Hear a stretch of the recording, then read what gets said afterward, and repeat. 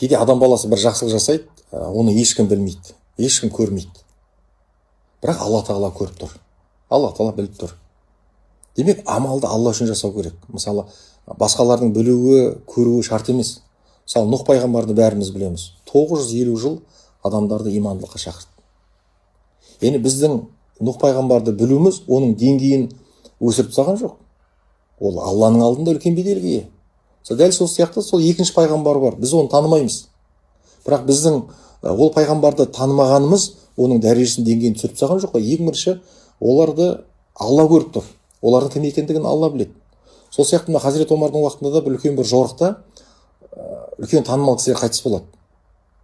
Сонда жаңа жауапты адам Хазірет Омарға айтады ғой, үлкен пәленше түгенше адамдар қайтыс болды деп айтқан кезде Хазірет Омар көзіне ерік жас алған екен. Өйткені ана кейбір қарапайым танымаған адамдар айтылмай жатыр ғой. Сонда өз-өзіне айтты дейді, менің оларды танымауым олардың атақ абыройын Алланың алдындағы түсірген жоқ қой деп көзіне жас алған дейді. Демек, біз қандай бір амал жасайық, ең бастысы адамдардан алғыс алмауымыз мүмкін, бірақ міндетті түрде алғысты біз Алладан аламыз.